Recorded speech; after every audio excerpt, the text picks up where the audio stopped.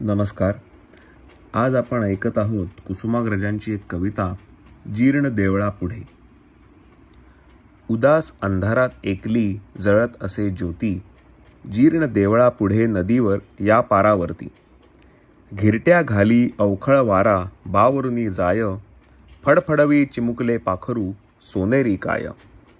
भयकर एकांतात देतना साद तिला कोणी, ऐकत राही तळी चिऱ्यांशी कुजबुजते पाणी. शीशाप्रमाणे दाटून पडली सभोवती रात्र, डोहावरती बिंबशलाका थरथरती मात्र. अबल